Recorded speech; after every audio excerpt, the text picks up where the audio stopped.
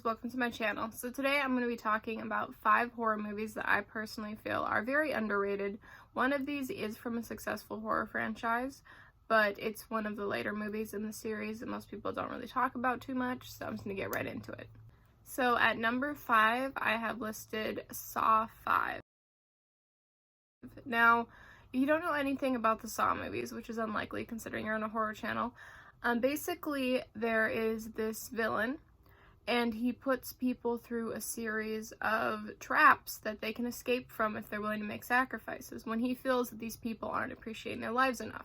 Now, whether it's Jigsaw or one of Jigsaw's apprentices, the movies still follow the same general plot. On Saw 5, the traps are basically reliant on teamwork, and this is a group of strangers. I don't feel like I have to say anything else about that. But it's a very good movie. I think it's one of the more intense Saw movies. It's not the goriest, but the traps are more brutal. Without giving any spoilers, the final trap, it's just mind-blowing because it would have been so much easier if they had just followed the rules, but since none of them did, they kind of were put in a very bad situation. Anyways, if you're going to watch any of the Saw movies, at least watch up to Saw 5, because Saw 5 makes the franchise totally worth it. Coming in at number 4, we have Creep and Creep 2. I was not sure which one to include, so I'm just going to say the whole series. I believe they're available on Netflix. They were when I last watched them. The Creep movies are amazing. They're a very, very low-budget series about basically these people who are photographers or bloggers or so on notice when they're looking on Craigslist for some job to do, just, you know, make some money, something interesting. There's this guy who says he just wants to make basically a documentary for his baby because he says that he's dying of cancer, at least in one of them. I don't remember if that was what he said in the second one. And they go to his house and they document him living his normal life, and it gets weirder, it progressively gets weirder, and he keeps telling them that he's a serial killer, and obviously they don't believe that. They just think he's a nuts old man, and in my case, I would be running, but he says it in a way where you're not sure if he's joking or not. Plot twist, end of the movies, he's not joking, but he's an actually really well-written character. He is probably, I think, one of the best, he's not really a slasher, but I'll say slasher villains, because it's not slasher movies, but I guess one of the best serial killer villains that I've seen in a horror movie. It's funny, really dark, but it's comedic too. It's something where you don't really get bored, even though it's a really slow pace. So I would definitely recommend the Creep movies. Like I said, I believe they're on Netflix. And yeah, you really can't go wrong. It's easy viewing. At number 3, I'm coming in with The Collector, and this includes the sequel, The Collection. Both of these movies were incredibly underrated horror movies. Very underrated. I've watched them multiple times. It's true that I do sometimes see them for sale in DVD stores.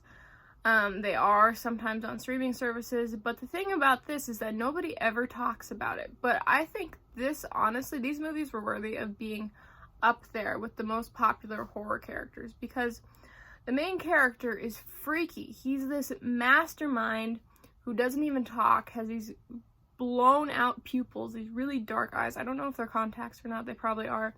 He has this black mask, and he likes to trap people in boxes and create traps around their house, like they're, you know, like they're insects that he's trying to play with and he's trying to collect. And he collects them, puts them in the box, and takes them with him. It's just freaky. It's the mind games that he plays, the booby traps he does in the houses. He's an incredibly intelligent but dangerous man. And the main character, the good main character, is also equally entertaining. I think he returns in the second film as well to try to save some people from the Collector. And the second movie is a much bigger budget. It's a little better. I think it's a lot more traps, but it's a really good movie, so I would recommend watching The Collection tour and then The Collection in order. I would have put this as the first underrated film, but unfortunately there is one that does top it. At number 2, I'm coming in with Hellfest. This movie was in theaters. I did watch it in theaters. I didn't hear many people talk about it though, except for a very small group of people after it had been out for a while. It's a really interesting premise. These people go to Hellfest, which is essentially like a music festival, Halloween themed sort of feel. It's really oversimplifying it, but basically they go there and there's this serial killer there who's wearing the costumes of the park, so they don't know that there's a serial killer loose, and so they assume that things are faked because Hellfest is kind of a gory, more like an adult Halloween sort of thing. So it's quite believable to think that the dead bodies and so on aren't real. Anyways, plot twist, they are very real, and a lot of people die.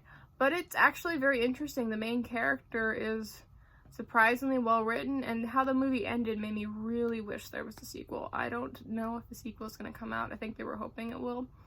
I think Hellfest 2 would definitely be an amazing movie, and I would love to watch it. And coming in at number 1, I am incredibly desensitized to horror. At this point, I've been watching horror for years, specifically slasher horror, since I love slasher horror. This is the only horror movie that has actually truly unsettled me, and that is The Eyes of My Mother. This movie is freaky.